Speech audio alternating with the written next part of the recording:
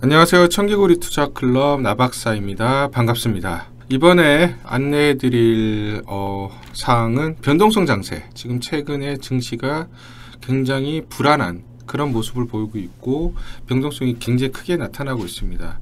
오늘 다행히 코스피, 코스닥, 양대지수 모두 상승을 했지만 최근에 고점 대비해서 8%, 9% 증시가 하락하는 그런 모습을 보였습니다. 그만큼 테이퍼링 이슈라든지 미국의 델타 변이 이슈, 그리고 7월달 피크아웃에 대한 논란, 이런 것들이 다중적으로 복합적으로 작용을 하다 보니까 증시 변동성이 크게 확대되는 모습을 보였고, 또 최근에 원달러 환율이 급등하면서 외인 매도세가 계속해서 나타나는 그런 모습을 보였습니다. 다행히 오늘 외인 매도세가 그렇게 크진 않았고 저가 반발 매수세가 유입되면서 다소 시장이 진정되는 모습을 보였지만, 향후에 증시가 계속해서 변동성을 보일 가능성은 굉장히 높다. 이번 주에 또 미국의 잭슨 홀 미팅이 있기 때문에 테이퍼링 이슈들이 다시 또 불거질 가능성이 있습니다. 그래서 코스피, 코스닥, 양대지수 모두 다중바닥을 만들면서 바닥을 확인하고 다시 반등을 하거나 아니면 좀 지지부진한 모습을 보일 가능성도 있다. 그렇기 때문에 오늘 월요일 기준으로 반등에 성공을 했지만 아직 안심할 단계는 아니라고 판단을 합니다. 그래서 이 변동성 장세 꼭 매수해야 할 종목 탑5 종목 한번 추려봤습니다. 이 종목들은 향후 구조적 성장 또는 매출 성장성이 확실하게 이루어질 수 있는 그런 개연성이 굉장히 높은 종목들로 추려서 이 변동성 장세에도 결국은 실적 베이스 기반의 종목들이 강하게 반등하는 모습들을 보이고 있기 때문에 전반적으로 증시가 반등을 한다라고 해도 결국은 압축된 그런 종목군에서만 상승이 강하게 나타날 가능성이 높다, 이렇게 판단하고요. 이 관련된 종목 탑5 한번 뽑아봤습니다.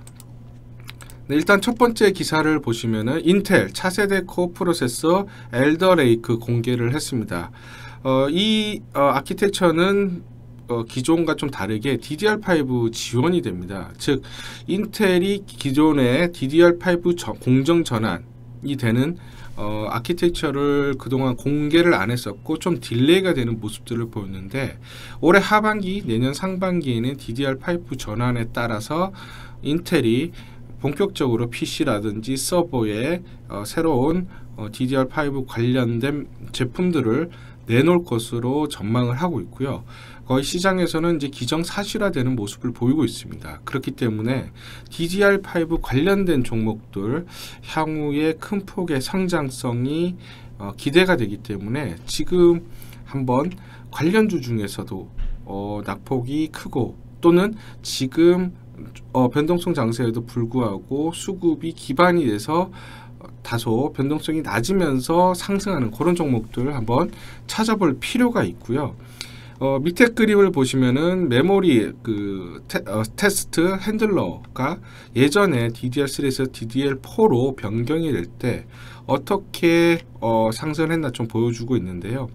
22% 정도 평균 상승하는 그런 모습을 보였습니다. 그래서 공정이 전환되는 과정에서 이 수혜주들이 향후에는 높은 구조적 성장을 이뤘다라는 걸 보실 수가 있고요. 향후에 서버 쪽은 내년 상반기, PC 쪽은 빠르면 올해 하반기이기 때문에 지금부터 DDR5 공정 전환에 따른 수혜주들이 선반영돼서 반등할 가능성이 굉장히 높다, 이렇게 판단합니다. DDR5로 공정이 전환이 되면 기존의 전력은 굉장히 감소가 되고 빠른 속도로 데이터를 처리를 할 수가 있고요. 기판 자체가 커지기 때문에 이 관련된 테스터라든지 소켓 그리고 기판 관련된 종목들이 큰 폭으로 성장할 가능성이 높다, 이렇게 판단합니다. 그래서 첫 번째 제시해 드리는 종목은 JT고요. JT 최근에 분기별 실적을 보시면은 지금 6월 달입니다. 2분기 급격하게 성장이 이루어지는 모습을 볼 수가 있고요. 실적을 보시면은 전년 대비해서 420% 증가하는 모습, 서프라이즈율이 지금 100%가 넘어가는 그런 모습을 보이고 있습니다. 전년 대비해서도 매출이 급격히 늘어났는데 영업이익은 전년 대비해서 매출액 대비해서는 더 폭발적으로 늘어났습니다. 즉 과거에 투자를 했던 것들이 영업 레버리지가 급격히 일어나면서 매출이 일어나는 것보다 영업이 급격히 늘어난다라는 걸 보실 수가 있고요. 지금 PER 자체가 8배에서 9배 사이에 왔다 갔다 하고 있기 때문에 다른 장비군들보다 굉장히 저평가되어 있다라고 보시면 될 것 같아요. 일단은 계속해서 수주 잔고가 계속해서 늘어나고 있는 그런 과정에 있고요. 이 종목 같은 경우에는 향후에도 DDR5 공정 전환에 따라서 버니소터라든지 핸들러 이런 쪽으로 안정적으로 수주를 계속해서 늘릴 수가 있습니다. 과거에도 보면 메모리 반도체 관련해서 버니소터라든지 핸들러로 안정적인 그런 돈을 잘 버는 회사였는데 사실은 성장 포인트가 없다 보니까 다소 주가가 조금 무거운 모습을 보였습니다. 하지만 지금 2분기 영업이익이 한 21%로 창사 이래 최대 영업이익을 달성을 했고요.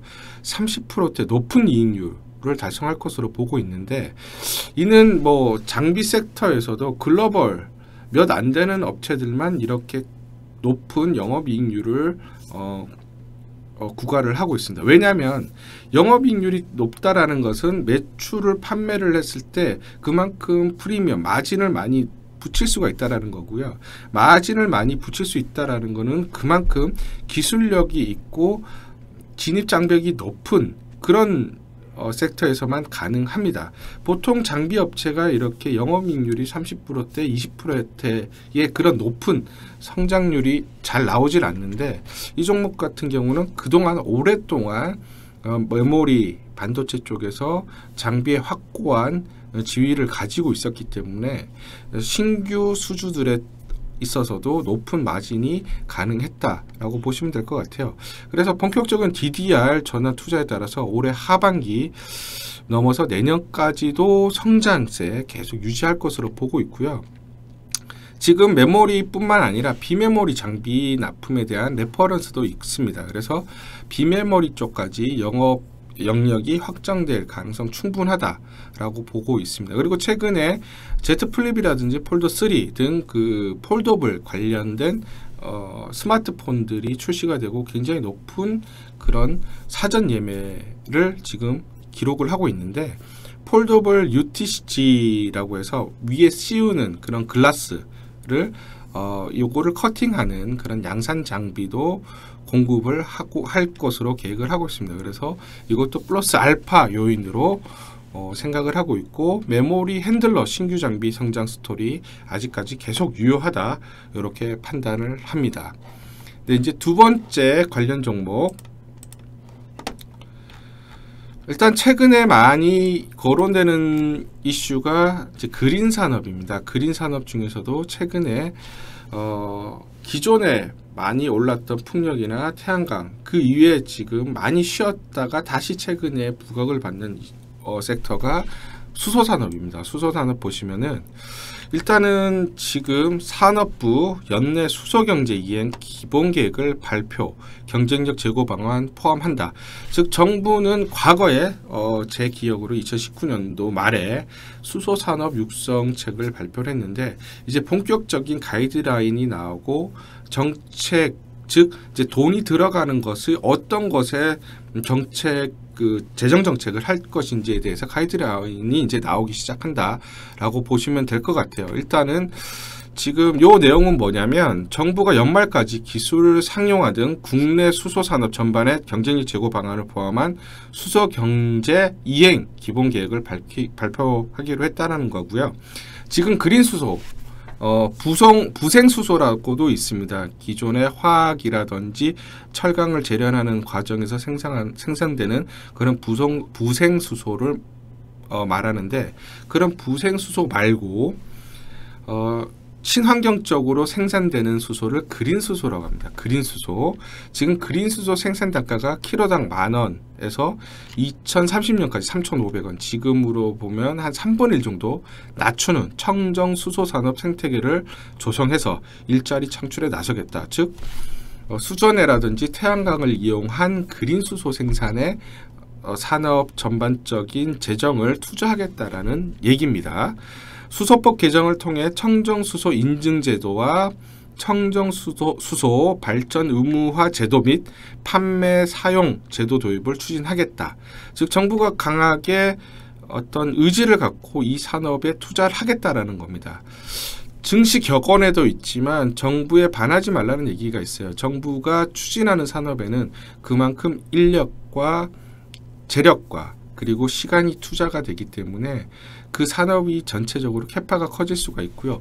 이게 비단 우리나라 말의 얘기인가 라고 생각을 하시면 큰 오판입니다. 중국을 보겠습니다. 중국은 최근에 중국이 초대형 그린 수소 산업 프로젝트 승인을 했습니다. 일단 요 관련된 뉴스는 이제 외자 뉴스에서 나온 거지만 중국도 지금 수소 산업에 굉장히 많이 투자를 할 계획이고 한다라는 내용입니다. 오늘자로 아마 번역된 그런 뉴스가 나온 걸로 알고 있는데요. 일단 내몽고 지역에 뭐 태양광이라든지 풍력을 이용해서 465만 와트 이상의 수전의 장치를 설치하는 프로젝트, 그거를 승인을 했고요. 연간 6.7만 톤 수소를 생산할 계획이라고 합니다. 그래서 글로벌 수전의 연간 설치량이 지난해 200메가와트니까 글로벌을 다 합친 것보다 더 많은 것을 이제 2배 정도 더 많은 거죠. 설치를 하겠다는 굉장히 스케일이 큰 겁니다. 시노펙이 중국 전역에 1000개 수소 충전소를 건설할 계획을 발표한 바가 있고요. 중국은 정부, 기업이 한몸이 돼서 수소 산업에 박차를 가하고 있습니다. 그래서 초대형 재생에너지 그린 수소 산업 헤게모니 싸움이 좀 더 치열할 거다. 중국이 투자하고 앞으로 나가기 때문에 우리나라도 마찬가지로 투자를 확대할 수밖에 없고요. 미국도 마찬가지로 이번에 인프라 투자안 법안이 통과가 9월 달에 하원을 통과할 텐데 거기에 그린 산업 관련된 재정이 꽤 많습니다. 그 안에서도 지금 수소 산업에 대한 그런 재정 정책들이 마련되어 있습니다. 일단 세 번째에 보시면은 암모니아로 수소 대량 생산, 수소차 상용화길 열린다. 우리나라도 마찬가지로 그린 수소뿐만 아니라 암모니아를 통해서 수소를 생산하는, 그러니까 결국은 수소 생산하는 그런 파이프라인을 여러 개를 만들고 있다라는 겁니다. 그만큼 시장을 지금 파이를 키우는 과정이 있고요. 현대차가 수소 전기차 스택에 고순도 수소 공급해서 품질 검증이 완료됐다. 많은 분들이 아시겠지만 현대차는 지금 넥소라는 그 수소차가 있죠. 이거는 지금 아직은 캐파가 크진 않지만 계속해서 SUV라든지 아니면 트럭, 버스 등을 수소차로 만드는, 즉 상용화차는 큰 차들은 수소차 쪽으로 많이 진입을 하려는 그런 모습을 보이고 있습니다. 그래서 세 번째 종목은 상하프론테크입니다. 상하프론테크. 일단 미국 인프라 부양안에 수소산업 지원 예산이 포함되어 있고요. 그리고 80억 달러 규모 수소 생산부터 관련 충전 등 인프라 확충에 사용될 것으로 예상을 하고 있습니다. 죄송합니다. 두 번째 저희 안내해드린 종목은 상하프론테크고요. 이후에 그린딜 안에 포함된 그린 수소 생산과 관련된 예산은 독일, 프랑스, 포르투갈, 스페인 등 우리가 알고 있는 EU의 중심 국가들은 여기서 이제 그린딜 관련해서 자금 집행이 들어갑니다. 또 EU는 탄소 감축, 많이들 들어보셨을 겁니다. 탄소 감축을 위해서 주요 도로, 고속도로가 아니라 주요 도로 150km마다 수소차 충전소를 의무적으로 국가가 설치하도록 합니다. 즉 수소차 시장이 캐파가 커질 수밖에 없는 그런 인프라적인 환경이 구축이 되는 거죠. 수소 자동차는 승용차 부분이 10%, 상용차 부분이 35%. 제가 아까 말씀드렸지만은 버스라든지 트럭이라든지 좀 더 큰 상용차가 추가될 가능성이 있고요. 일단은 상하프론테크 같은 경우에는 멤브레인이라고 전기를 만드는 그 핵심 소재입니다. 이것을 개발을 했습니다. 그래서 멤브레인은 수소차용 연료전지 분리막뿐 아니라 수소차뿐만 아니라 그린 수소를 생산하는 PEM 수전의 설비에도 핵심 소재로 사용이 됩니다. 그래서 수소시대 가장 필요한 소재, 본사에 있는 멤브레인 설비도 증설을 하고 있고요. 추가 증설 계획도 확정을 했습니다. 즉, 이 시장 자체가 커지기 때문에 지금 이제 계속해서 투자를 해서 캐파를 늘리고 있는 그런 상황이고요. 일단 9월 8일부터 11일 수소 모빌리티 쇼에서 상하프론테크가 수소 차용 멤브레인 처음으로 외부에 공개를 합니다. 그전에는 이제 이 멤브레인을 개발을 했다, 상용화를 했다, 또는 국산화를 성공했다라는 뉴스들만 계속 있었고요. 계속 수소차 관련주로 이슈가 불 때마다 주가가 급등락을 했던 모습을 보였습니다. 하지만 사실은 수소차 관련주들이 많이 있지만 상하프론테크처럼 핵심 소재 멤브레인을 만들면서 직접적으로 양산을 하는 그런 업체는 없습니다. 직접적으로 수혜가 있고 직접적으로 상용화에 따라서 큰 폭으로 성장할 수 있는 단순한 테마가 아니라 향후 성장 스토리도 가지고 있고 실적까지 베이스가 되는 그런 업체다라고 보시면 되고요.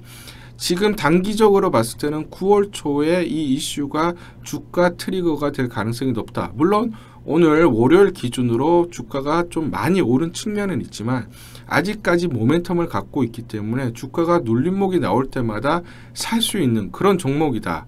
이렇게 판단을 합니다. 일단 글로벌 독점 장벽, 즉 이 멤브레인 같은 경우에는 사실 외산이 대부분이었고요. 이거를 국산화를 했기 때문에 굉장히 의미가 있습니다. 그만큼 기술적 진입 장벽도가 굉장히 높은 그런 소재이기 때문에 쉽게 할 수가 없고요. 향후에 국내뿐만 아니라 해외 업체들도 따라서 만들기가 굉장히 어렵다라고 보시면 됩니다.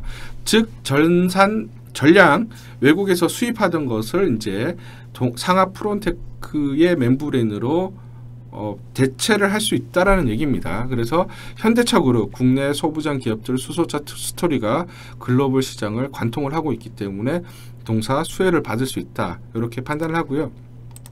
일단 아까 말씀드린 JT 잠깐 주가 차트를 보겠습니다. 최근에 보시면은 2분기까지 주가가 굉장히 행보를 했습니다. 물론 작년 말 그리고 올해 초에 주가가 급등을 했는데 이때는 삼성전자라든지 기타 하이닉스 이런 IT 반도체 장비 IT 반도체 관련주들이 급등을 하면서 같이 급등을 했었고요.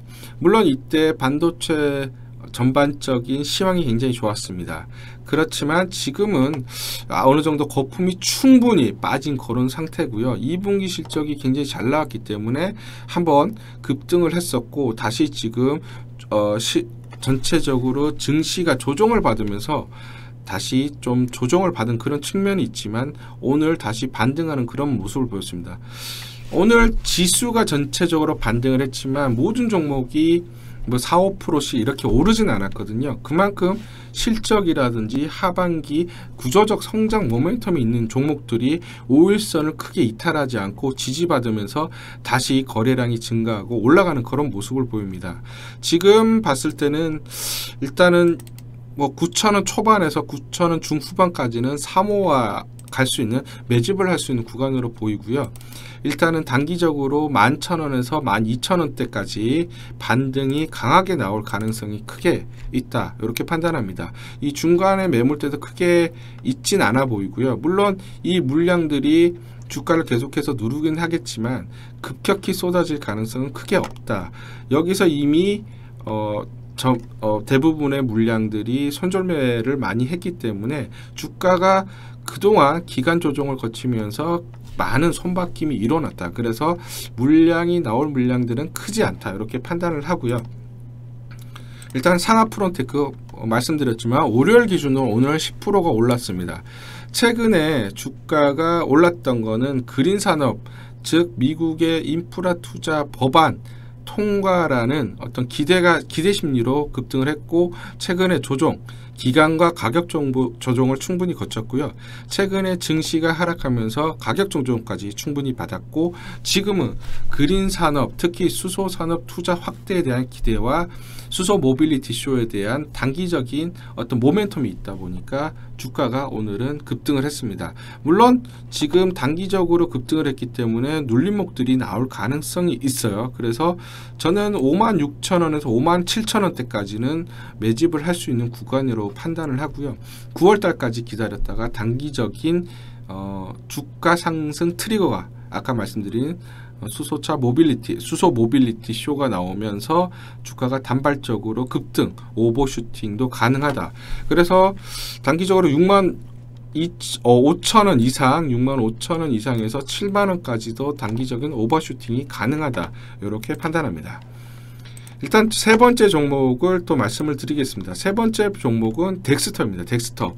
많은 분들이 아실 거예요. 덱스터 최근에 많이 올랐다가 조정을 보이는데 올랐던 요인은 메타버스입니다. 메타버스 관련주로 엮이면서 급등을 했고요. 사실은 메타버스가 향후에 제2의 어떤 실감형 버추얼 새로운 플랫폼이 될 가능성이 높고요. 국내 중소기업뿐만 아니라 대기업, 미국 같은 경우에는 뭐 넷플릭스라든지 디즈니, 심지어 뭐 여러 가지 플랫폼 업체들, 구글까지도 마찬가지고 투자를 확대하는 그런 모습들을 보이고 있습니다. 덱스터 실제적으로 실질이 있는 그런 메타버스 관련주라고 보시면 되고요. 그동안 메타버스 관련된 종목으로 많은 종목들이 엮여 있었습니다. 하지만 사실 실체가 없는 종목들도 굉장히 많았고요. 주가가 오버슈팅하면서 시총 자체가 좀 많이 비싸진 측면들도 있습니다. 일단 덱스터 한번 보시면은 덱스터 비빔불과 MOU 체결, 시각 특수효과 및 컨텐츠 전문기업 덱스터 스튜디오가 XR 컨텐츠 전문기업과 전략적 협업을 했다라는 내용들이고요. 일단 메타버스 기술력 경쟁력 강화를 위해서 여러 가지 협력을 강화하는 그런 실질적인 모습을 보이고 있습니다. 일단은 보시면은 실가면 특수효과 전문 기업입니다. 그래서 우리가 실질적으로 보는 영화들의 특수효과들을 많이 혹은 광고에서 특수효과들을 많이 사용을 하는데 거기에 전문화되어 있는 기업이다 보시면 되고요. 영화에서 특히 수주들을 많이 해서 그것들을 스튜디오에서 버추얼 스튜디오에서 작업을 해서 납품하는 그런 구조를 갖고 있습니다. 일단은 뭐 메타버스 관련주로 수주도 계속 늘어나고 있고 넷플릭스와 일을 또 하게 되면서 장기적으로 글로벌 OTT와의 협업도 늘어날 것으로 보입니다. 일단은 왜 글로벌 OTT와 협업이 늘어나냐면 7월 5일 공시를 통해서 넷플릭스와 영상 및 음향 보정 등 후반 제작 공정에 대한 장기 계약 및 타프너십을 체결했다라는 내용이고요. 일단 넷플릭스는 국내 21년 올해죠. 국내 드라마 제작 규모를 5,500억으로 늘리면서 제작 협력에 대해서 방대한 기술 서비스 니즈가 발생한 것으로 판단합니다. 왜 넷플릭스가 국내 드라마에 많이 투자를 할까요? 즉 한류 영향으로 보시면 되고요. 넷플릭스 킹덤이라는 그 드라마가 공전의 히트를 쳤습니다. 국내에서 제작된 드라마이지만 세계적으로 공전의 히트를 쳤고 한류의 경쟁력이 그만큼 콘텐츠의 경쟁력이 강화가 됐기 때문에 계속해서 글로벌 OTT, 넷플릭스뿐만 아니라 뭐 디즈니 OTT라든지 여러 가지 글로벌 OTT들이 자체 오리지널 를 생산을 할 때 국내 업체들과 같이 손을 잡고 계속해서 제작할 가능성이 높다라는 겁니다. 동사는 국내 최고 VFX, 그러니까 뭐 실감형 가상이라고 보시면 되고요. 그런 특수효과, 기술력을 바탕으로 글로벌 OTT와의 협력을 더욱 강화해 나갈 것으로 전망을 하고 있습니다. 동사는 올해 버추얼 스튜디오, 이 버추얼 스튜디오가 중요합니다. 우리가 많이 보고 있는 뒤에 이제 화면에 보시면은 초록색이라든지 아니면 파란색으로 칠해져 있고 그 안에서 배우들이 액션을 취하면 나중에 거기에 VFX로 이렇게 씌우는 그런 작업들을 하는 게 이제 버추얼 스튜디오인데 덱스터 같은 경우 버추얼 스튜디오에 투자를 많이 했습니다. 많이 또 가지고 있고요.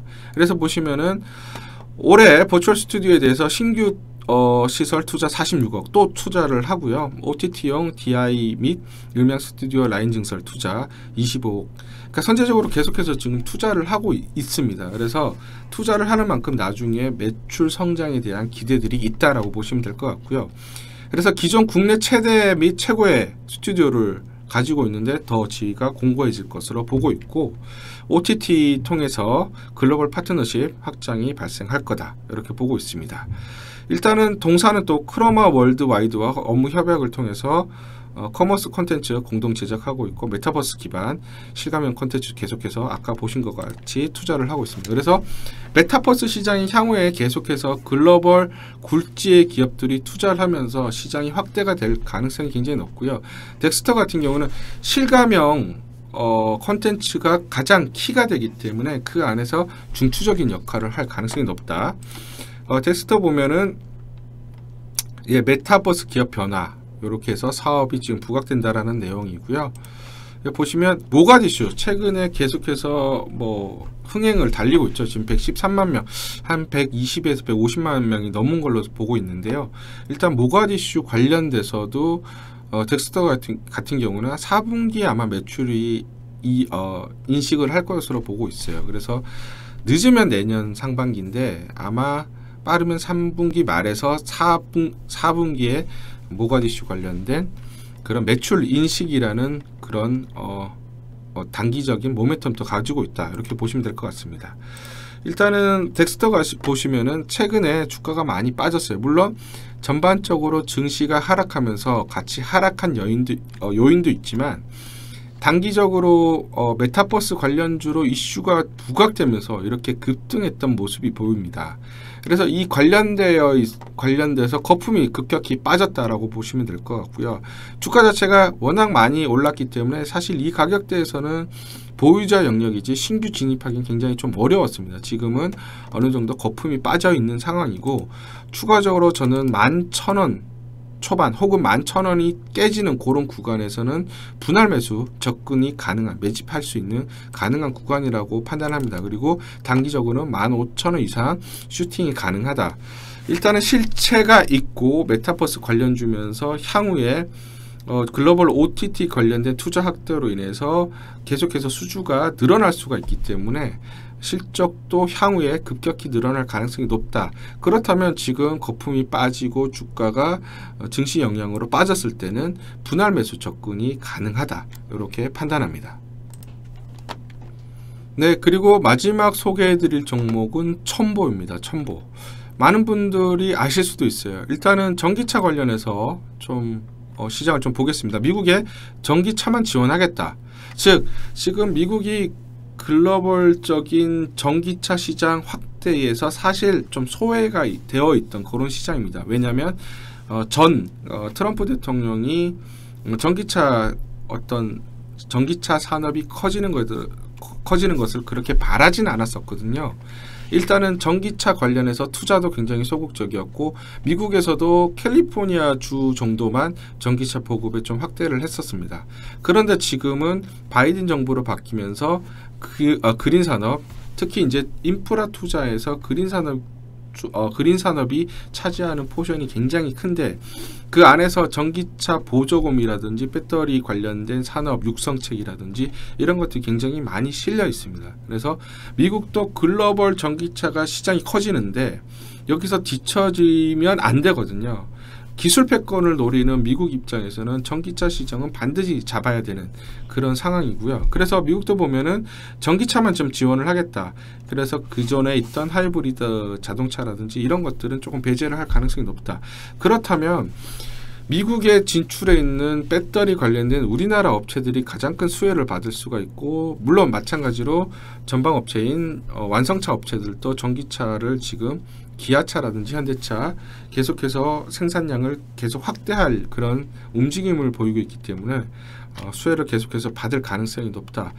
일단 지금 전체 시장에서 전기차 침투율이 70% 정도, 10% 조금 안 되는 그런 상황입니다. 10% 내외인데 아직도 갈 길이 멀죠. 일단은 유럽 같은 경우에도 2030년, 2035년까지는 그때는 내연기관 자동차를 판매를 할 수가 없습니다. 그렇기 때문에 계속해서 전기차 시장은 확대가 되는데 이제 시작이다라고 보시면 되고, 기존에 많이 투자를 했던 애들이 지금부터 매출이라든지 영업이익이 나오기 시작을 했습니다. 그런데 계속해서 캐파가 아직도 모자라기 때문에 계속해서 캐파 증설을 하기 때문에 미래의 매출까지도 계속해서 늘어나는 그런 모습을 보이고 있다라고 보시면 되고요. 이런 향후 1년 혹은 2년치 매출이 지금 주가에 반영되기 시작했다라고 보시면 됩니다. 그래서 일단 첨보 잠깐 보시겠습니다. 일단 이 기업 같은 경우에는 전해 첨가제, 전해질 관련된 업체라고 보시면 되고요. 2차 전지에서 충전이 빠르게 되고 배터리 수명을 늘리기 위해서는 전해질이 중요한데, 지금은 전해액으로 지금은 배터리가 생산이 되고 있고, 향후에는 이게 전고체로 갈 가능성이 높다, 이렇게 보시면 됩니다. 일단은 보시면 2차 전지 소재가 전체 매출의 49%, 전자 소재가 38%인데 지금 매출액 보시면은 이 그레이색을 보시면은 2차 전지 소재 매출액, 첨보의 매출액 동향 혹은 전망치라고 보시면 됩니다. 올해 2차 전지 소재가 급격히 늘어나는 모습을 보일 수가 있고요. 내년, 내후년 전체 매출액에서 차지하는 비율이 60-70% 그 이상이 될 가능성이 굉장히 높습니다. 그만큼 전해질 관련된 첨가제 투자를 지금 계속해서 늘리고 있어서 매출은 급격하게 늘어난다라고 보시면 되고요. 네, 전반적으로 2차 전지 소재 매출액은 올해에서 내년, 작년 대비해서 크게 증가하고 2023년에는 거의 퀀텀 점프 2배에서 3배까지도 늘어나는 그런 모습을 보입니다. 그래서 향후에 매출이 늘어나는 것이 이제 주가에 반영이 되기 시작했다라고 보시면 될 것 같습니다. 일단 27년 지금 계속해서 매출이 늘어나는 것은 생산 능력이 늘어나는 겁니다. 그리고 생산 능력이 늘어난 것에 플러스 고정비가 어느 정도 규모의 경제가 시현되면서 줄어들기 때문에 매출액이 또 늘어나는 그런 모습을 볼 수가 있고요. 첨보 같은 경우는 2차 전지 소재 첨가제, 주로 전해질의 첨가제를 만들고 있고, 이게 왜 중요하냐면 좀 전에 말씀드렸지만 배터리 수명 향상이 되고 고출력, 그러니까 단기간에 출력을 높일 수가 있고 그만큼 충전 속도를 줄일 수가 있는 그런 아주 중요한 첨가제입니다. 중국에서도 보면은 첨가제 업체들이 갑의 영역에 있어요. 그만큼 셀 업체들 입장에서는 이 업체들이 생산량을 늘려줘야 되는 그런 상황인 거죠. 일단은 첨보 같은 경우에는 중요한 이슈가 계속해서 투자를 확대를 한다. 그러니까 즉 증설을 계속 한다라는 게 굉장히 중요합니다. 일단 수요가 그만큼 고성장을 하기 때문에 대규모 증설을 계속해서 발표를 하고 있고요.